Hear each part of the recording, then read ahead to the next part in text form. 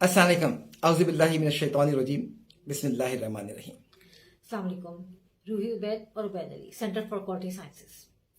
वैसे आज आज के का सवाल से पहले ना एक अच्छा जी जी मतलब हमारे पास ना बहुत सारे सवाल आप लोगों के आते हैं और बहुत सारे मौज़ूआत पर हमारे चाहने वाले हमारा तबसरे का इंतज़ार करते हैं। तो आपके मौज़ूआत पर हम तबसरा नहीं करते, तो ये एक हमारा पैगाम है जो खामोश पैगाम है। आपके सवालात को हम जवाब नहीं देते, ये भी हमारा खामोश पैगाम है। साइंस की जो बाउंड्री है कानून की, अखलाकियात की, उस बाउंड्री से बाहर अगर आप हमसे सवाल जवाब करेंगे तो हम खामोश हैं। किसी पब्लिक गैदरिंग में पूछ लीजिएगा तो वहाँ हम बड़ा ब्लंट जवाब दे देंगे आपको। अभी एक मौजू शायद मैडम आपने डिस्कस किया था जी कि वो ये था कि एसेप्टिक मैन्युफैक्चरिंग फैसिलिटी में जो लोग अंदर काम करेंगे वो ट्रेन होंगे, वो क्वालिफाइड होंगे। आपने ट्रेनिंग की बहुत सारी रिक्वायरमेंट्स बताई थी।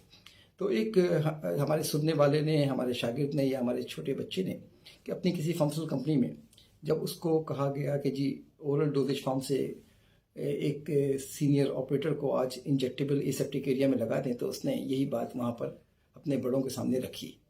तो उसके बड़ों ने उसका शायद मजाक उड़ाया और उसको कहा कि हम शायद हवाओं में बातें करते हैं। तो अब इसका तो हम कोई जवाब नहीं दे सकते मेरे भाई, हम हवाओं में ही बातें करते होंगे। हम अगर दस्तियाब हैं हर वक्त ऑन कैमरा बात करने के लिए और ऑफलाइन भी बात करने के लिए, अगर मौजूद समझना चाहते हैं वाकई तो। अगर लेकिन मैं रेकमेंड करूँगा खुद भी पढ़ें किताबों को। हम किताबों से बाहर, इस म्यार से बाहर, लॉजिक से बाहर नहीं जाते। तो उनका ये था कि जी हमारा जो अगर बंदे को लगा देंगे आप जो टैबलेट में काम कर रहा है इंजेक्टेबल में, तो कोई फ़र्क नहीं पड़ेगा, क्योंकि हम अपना हर एम्प्यूल चेक करते हैं पार्टिकल के लिए। बंदा पार्टिकल जनरेट करेगा और पार्टिकल के लिए हमारे एम्प्यूल चेक करते हैं। तो जब एम्प्यूल चेक करते हैं, आंखों से भी चेक करते हैं हर एम्प्यूल को, और हर एम्प्यूल को हमारा मशीनों पे लगे हुए कैमरे भी पार्टिकल के लिए देखते हैं। तो फिर हमें क्या ज़रूरत है? फिर हम जो एम्प्यूल बनाते हैं, आप जानते हैं, हम खुद भी लगाते हैं, हमारे घर वाले भी लगाते हैं, हमारे प्यारे भी लगाते हैं। कोई मार्केट से कंप्लेन नहीं है, कभी लेबॉर्ट्री से गवर्नमेंट ने कोई फेल नहीं किया, कोई लोग हमारे दवा से मरे नहीं हैं। तो ये खामखा की बात है, इसलिए आप इस बात पर ध्यान ना दें। उस बच्चे से कहा है, अब उस बच्चे ने हमसे तबसरा मांगा है, तो भाई हमने सवाल में ही तबसरा कर दिया है। बाकी जो है वो मैडम अगर कुछ तबसरा करना चाहें तो कर दें। जी, आपने जो सवाल सामने रखा उसमें ये कि देखिए, जब बुनियादी मालूमात ही ना हो क्लियर, तो अप्लाइड मालूमात की क्या बात की जाए। जी जी, और वही जो बिल्कुल सही बात। अप्रोच की आप बात कर रहे हैं, तो प्रेस से तो ये है कि आप इंजेक्शन घर में बना लें। जब आपने कहा ना कि हम हर एम्प्यूल चेक करते हैं और केमिस्ट्री भी चेक करते हैं, तो कंटेमिनेशन अगर हो भी जाएगी तो नजर तो आ जाएगी। फिर तो क्या जरूरत है कि आप उसको फैसिलिटी में बनाएं। हाँ, मैं आगे बढ़ा देता हूँ, क्योंकि मैडम ने कह दिया कि फर्स्ट कर लीजिए आपके पास पायलट नहीं आया जहाज उड़ाने का। तो आपने कहा यार चलो भाई, जो टैक्सी चला लेता है, जो कार चला लेता है, उसी को बैठा देते हैं आज। तो क्या हर्ज है, उसको सिखा देते हैं कंप्यूटर के ऊपर कैसे उड़ाना है जहाज। ऐसे ही है भाई बात। और दूसरा आप समझ लीजिए कि जी देखिए, ओरल डोजेज फॉर्म और इंजेक्टेबल डोजेज फॉर्म में इतना फ़र्क है जितना आपकी उंगली के ज़ख्म को डील करना और ब्रेन के ज़ख्म को डील करना।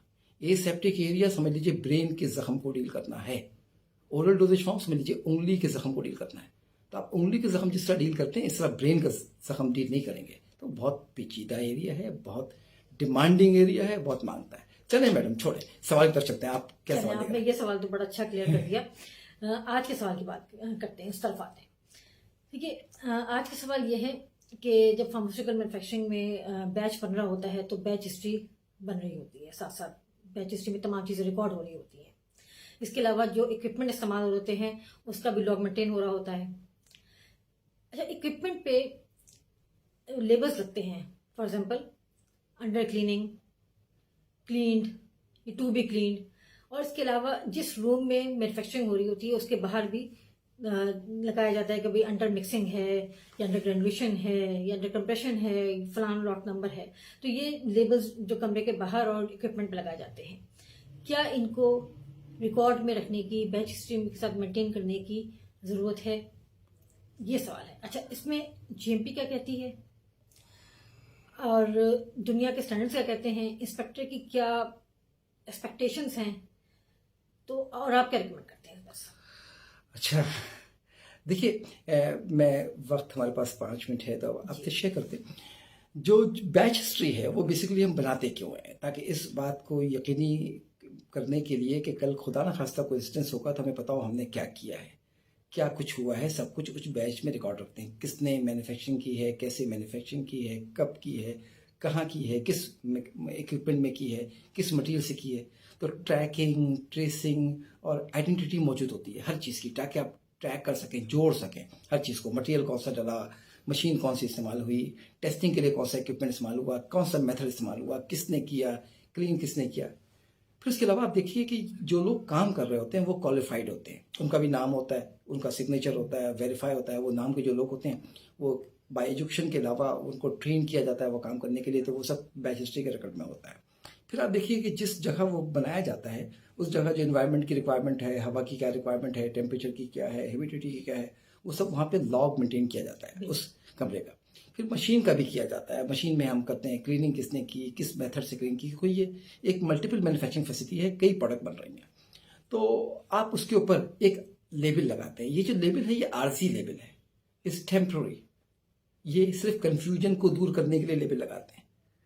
तो कंफ्यूजन को दूर करने के लिए, तो जो कंफ्यूजन को दूर करने के लिए आप लेबल लगाते हैं ये आरजी होता है, और ये इसमें कोई ऐसी मालूमात नहीं होती जो आपके बैच हिस्ट्री में ना हो। मसलन बैच हिस्ट्री में आपकी क्लीनिंग किसने किया, कैसे क्लीन किया गया, पहले क्या बना था, सब लिखा हुआ होता है। और अगर बैच हिस्ट्री में जो मालूमात नहीं है, वो बंदों की ट्रेनिंग की मालूमात नहीं है, लेकिन उसका नंबर मौजूद है, उस बंदे का ट्रेनिंग का रिकॉर्ड होगा। बैच हिस्ट्री में मशीनों की मालूमात नहीं है, मशीनों का नंबर मौजूद है, मशीनों का आइडेंटिटी मौजूद है, उस मशीन की मेंटेनेंस का रिकॉर्ड, क्वालिफिकेशन का रिकॉर्ड, क्लीनिंग का रिकॉर्ड, इस्तेमाल का रिकॉर्ड, वो सब दस्तियाब होगा।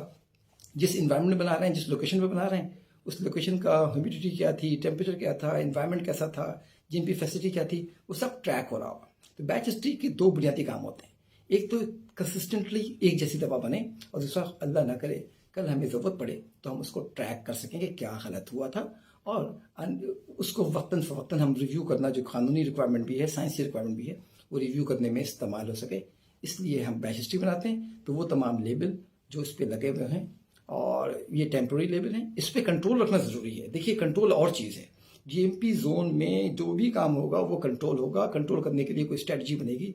लेबल आपका किसने इशू किया, किसने इस्तेमाल किया, कितना इशू हुआ, कितना इस्तेमाल हुआ, ये सब कंट्रोल होगा। लेकिन इसको डिस्ट्रॉय कर दिया जाएगा, ये रिकॉर्ड में नहीं रखा जाएगा। अब बाज़ जगह पे आप देखें ब्लैक बोर्ड भी इस्तेमाल करते हैं, बाज़ जगह मार्कर इस्तेमाल करते हैं, तो वो मार्कर को बाद में मिटा देते हैं। तो ये जीएमपी में एक्सेप्टेबल है, क्योंकि ऐसी कोई संजीदा और ऐसी कोई नाजुक मालूमात नहीं है जो कागज़ों में मौजूद नहीं है, जो वहाँ पे लगाई जाती हैं, ये कन्फ्यूजन को बचाने के लिए। लेकिन एक और बात भी है, आपको याद होगा मैं कंपनी में गए थे इंस्पेक्शन करने के लिए, तो वहाँ दरख्तों पे लिख के लगा हुआ था तो मैंने पूछा भाई ये, उन्होंने खुद ही बताया कि भाई हमने दरख्तों पे भी लेबल लगाया हुआ है, और क्योंकि लेबल करना रिक्वायरमेंट है आईएसओ की और जीएमपी की। तो मैंने उनसे कहा भाई जीएमपी के रिक्वायरमेंट के नाम पे ना कहें कि दरख्त पे ट्री लिखना जीएमपी रिक्वायरमेंट है, जो चीज ऑब्वियस है। मसलन आप बैलेंस शीट के ऊपर लिखें ये बैलेंस है, तो this is not adding any values कि आप टेस्ट ट्यूब पे लिखेंगे टेस्ट ट्यूब है, we know it is test tube. तो एक साहब ने कहा तो भाई साहब अगर नहीं लिखेंगे, कोई आ जाए बाहर से तो कैसे पहचानेगा कि ये टेस्ट ट्यूब है कि नहीं है। मैंने कहा भाई बाहर से वो वाला बंदा क्यों आएगा जिसे ये नहीं पता टेस्ट ट्यूब किसे कहते हैं लेबोरेटरी के अंदर। तो ये था मेरा तो कमेंट ये था कि जी आप जरूरी नहीं है। हाँ, लेकिन एक बात देखिएगा, नॉन डेडिकेटेड में तो शायद जरूरत नहीं है, वो डेडिकेटेड में, लेकिन जहाँ नॉन डेडिकेटेड हैं उसमें आप इस बात को इंश्योर कर लीजिएगा वो तमाम इन्फॉर्मेशन आपके पास अवेलेबल है। अगर कोई ऐसी इन्फॉर्मेशन फर्स्ट क्लीनिंग मेथड का ट्रैकिंग नहीं है तो फिर वो लेवल आपके लिए क्रिटिकल बन जाता है, but it should be reproducible in the batch history. बहुत शुक्रिया तफसील से और क्लैरिटी के साथ एक्सप्लेन करने का, कंट्रोल बताने का और ट्रैकिंग बताने का। आप भी कुछ ऐड करना चाहे तो आप कर सकते हैं। नहीं, आपने ऐड कर दिया, और टाइम की क्विक लिमिटेशंस हैं, तो मुझे उम्मीद है सवाल का जवाब मिला होगा। बहुत शुक्रिया, थैंक यू। अस्सलाम वालेकुम।